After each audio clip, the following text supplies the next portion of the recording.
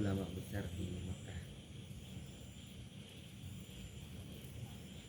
Lalu pada halaman 78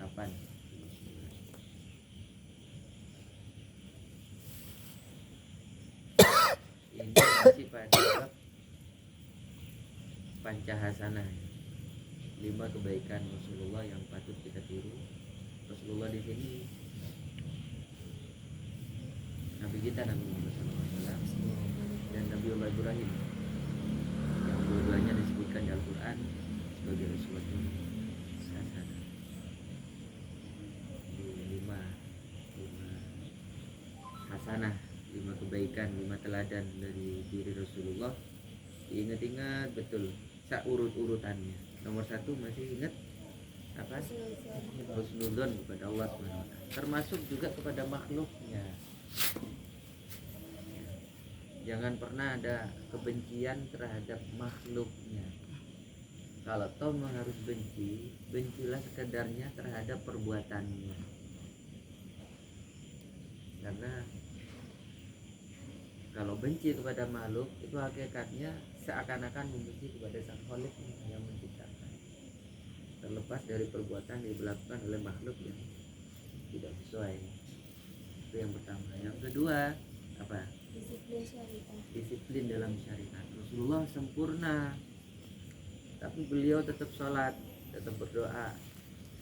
Jadi tarikus sholat, orang yang meninggalkan sholat secara akidah itu batal keislamannya. Bagi orang Islam yang berakal, yang baligh, itu disiplin dalam menjalankan syariat. Syariat dalam hal ini yang utama ya rukun Islam yang 5 itu biasanya berpasang-pasangan. Dimulai dari rukun Islam yang pertama, syahadat, itu sudah isinya 2, syahadat tauhid dan syahadat risalah. Nomor 2 sama nomor 3 itu sepaket, sholat dan zakat. Terus nomor 4 sama nomor 5 itu juga sepaket, puasa dan haji. Itu harus disiplin betul. Makanya ada semacam dalam kedisiplinan ini semacam perbedaan mencolok antara ibadah yang muwassa sama yang mudayyak. Sudah tahu kan? Ada ibadah mahdoh yang mudayyak, sempit waktunya. Apa contohnya?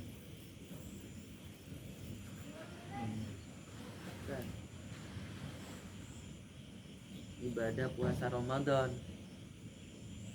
itu ibadah mudayyak, ibadah yang waktunya tuh pas, ngepasnya. Kok bisa Ustaz? Iya, kan puasanya sebulan. Iya memang, tapi 1 hari dalam 1 bulan itu kita luput dah puasa. Bisakah kita bisa bayar utang puasa kita 1 hari itu di bulan Ramadan yang sama? Sejumlah umur ndak bisa. Kayak rugi sekali orang yang tidak berpuasa Ramadan. Makanya di Al-Quran ada dispensasi, boleh tidak berpuasa Ramadan bagi musafir dan orang yang sakit. Tapi di akhir ayat tetap ada bundon, ada NB-nya, ada catatannya. Wa antasumu khairun lakum, mun ba'an kelar wakuna puasa, lebih baik berpuasa. Jadi betul ta'lam. Kalau kamu betul-betul tahu, mengerti, mengilmui bagaimana hakikat puasa Ramadan tidak akan pernah terulang seumur hidup. Kesempatannya pas-pasan. Nah, sholat subuh, sholat maghrib itu bukan mudayyak, muwassa. Meskipun diantara 5 waktu itu waktunya yang paling pendek memang subuh dan maghrib, tapi muwassa, masih luas waktunya. Apa yang dimaksud luas? 3 rakaat kita sholat maghrib, paling 5 menit langsung diwudu, gaya patas, gaya cepat. baca rukun wajibnya saja. Sholat subuh demikian juga, artinya 50 menit, kurang lebihnya kan waktu subuh sama waktu maghrib itu 50 menit, ada yang 45, ada yang sampai 55, tapi hampir tidak pernah melewati 1 jam untuk waktu Indonesia. Beda kalau di subtropis. Tapi untuk Indonesia rata-rata paling pendeknya sekitar 45 menit, paling panjangnya sekitar 55 menit. Hampir tidak pernah tembus lebih dari 1 jam. Tapi 1 jam bisa kita sholat subuh berapa kali? Banyak kali. Itu artinya sholat subuh puasa. Bayar zakat, puasa juga, zakat fitrah. Satu-satunya yang mudoyak itu ibadah Ramadan. Haji apalagi, menurut beberapa ulama fikih mazhab boleh ibadah haji itu ghairu faur. Faur itu bersegera. Yang harus bersegera itu sholat awal waktu ya. Zakat kalau sudah nyampe waktu ya. Tapi kalau haji boleh menunda meskipun mau, menurut sebagian ulama. Tapi sebagian ulama yang lain tetap kalau sudah mampu ya segera, karena umur itu tidak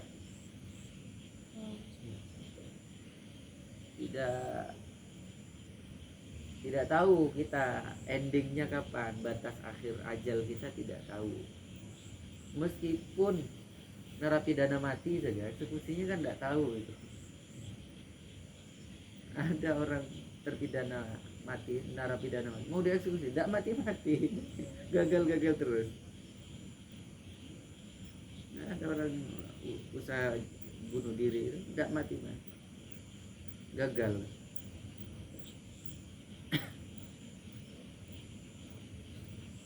Tapi sebaliknya yang nggak bunuh diri, yang mati juga lah kalau mau sudah waktunya.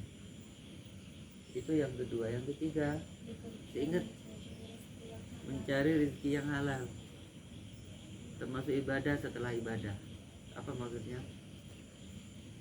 Ibadah ghairu mahdoh setelah ibadah mahdoh. Ibadah mahdoh itu ibadah yang terkait kita langsung vertikal, sholat dan seterusnya itu. Tapi ghairu mahdoh, kita kerja itu bisa dianggap ibadah ketika diniatkan untuk ibadah. Makanya ulama soleh itu biasa mentarkib niat pekerjaan yang dia lakukan. Tahu tarkib ya? Menggandakan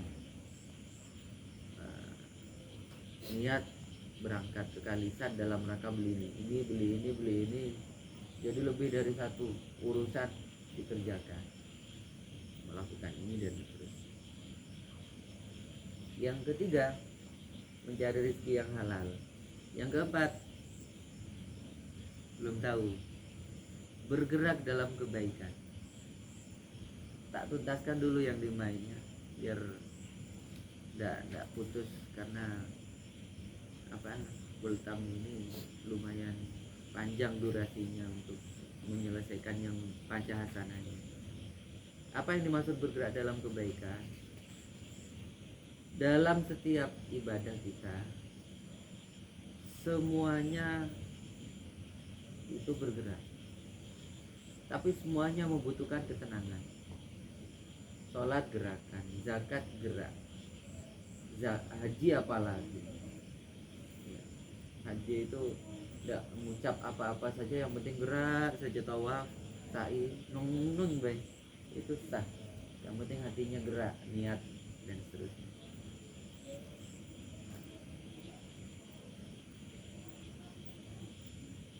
Itu sudah dicontohkan oleh Rasulullah.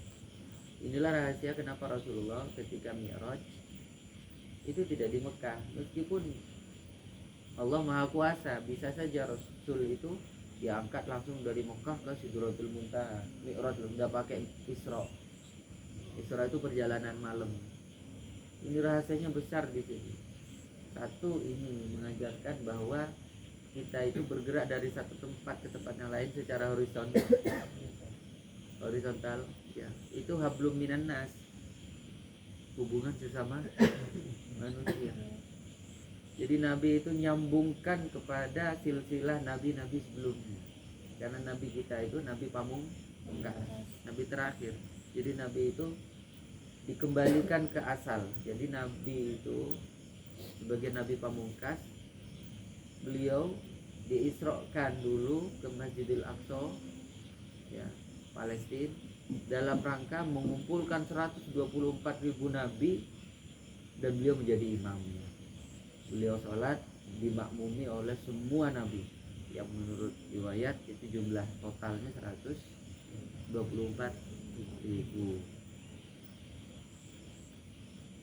Yang masyhur dan disebut namanya dalam Al-Quran 25, dari Nabi Adam sampai Nabi Isa alaihi salam itu 24, ditutup ke 25 Rasulullah SAW. Yang ulul azmi 5, Nabi Nuh, Nabiullah Ibrahim, Nabi Musa, Nabi Isa, Nabi Muhammad SAW. Runner up-nya Nabiullah Ibrahim, juara satunya gampangannya ya. Jadi ada the big five, ada 5 besar, ada apa, runner up, tahu ya runner up ya,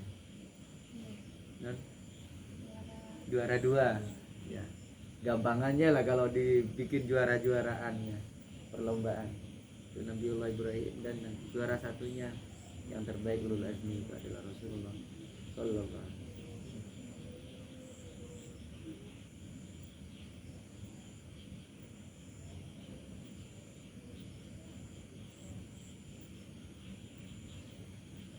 Itu yang keempat.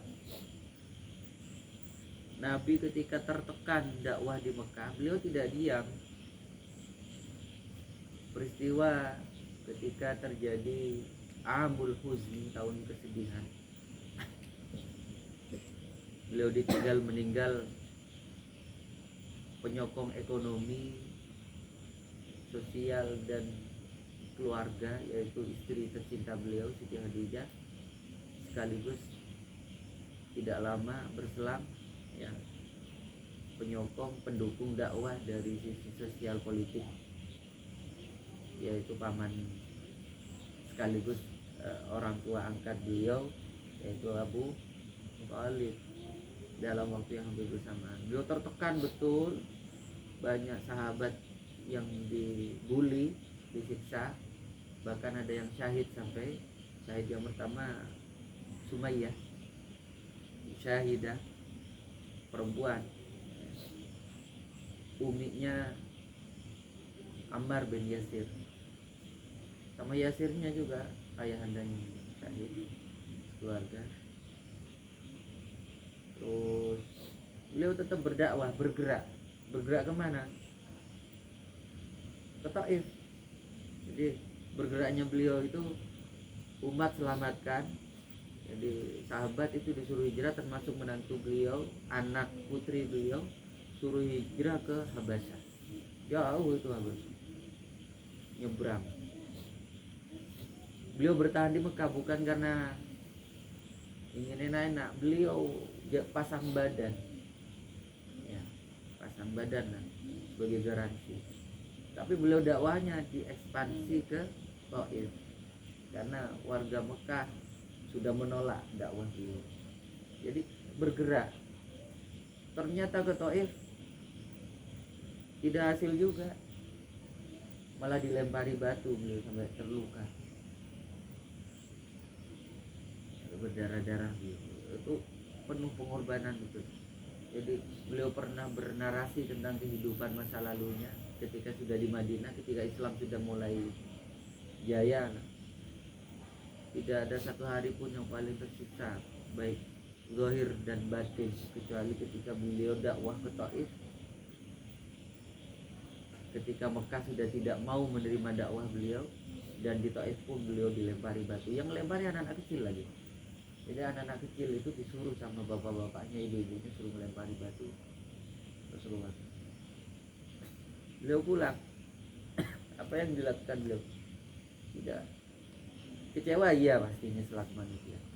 Kecewa maksudnya kok nggak ada yang menerima dakwahku. Tapi doa beliau, positive thinking beliau, husnudzon beliau, siapa tahu, karena sekelas malaikat yang tidak punya nafsu saja, ada pegelnya juga, ada malaikat Jabal, pernah malaikat penjaga gunung datang kepada Nabi, ya Rasulullah kalau engkau izinkan aku timpuk tuh masa warga Taif sekarang juga, kata malaikat Jabal itu, mau diangkat dulu, jangan, aku harapkan kalau mereka bapaknya ibunya tidak mau masuk Islam, siapa tahu anaknya, gitu. Dalam perang Uhud misalkan, ini rahimnya, rahmannya Rasulullah SAW. Rasul itu sampai menyandang dua asma Allah sekaligus, Raufun Rahim, ya. Rasa sayangnya Rasulullah yang sudah di atas Rahman, ya. Itu ketika Rasulullah kena ini perang Uhud, kan kena ini beberapa gigi beliau tanggal. Ini sebagai pelajaran berharga. Beliau itu sibuk nadain darah yang jatuh, bukan sibuk apa ngatasi lukanya, atau sibuk apa namanya, kan diserbu, ada yang pasang badan sudah sahabat itu ketika genting di perang beliau sibuk jangan sampai darahnya turun, karena ada malaikat yang ngancam, terdengar oleh Nabi, kalau seandainya satu tetes saja darahmu ya Rasul tertumpah ke bumi, aku bantai semua pasukan, kira-kira gitu. Jadi Nabi takut gara-gara ini diancam malaikat yang itu, jadi takut gara-gara darah Nabi tertumpah, jadi sibuk beliau, jubahnya apanya diginikan, darahnya tertumpah. Yang tertumpah ternyata habis.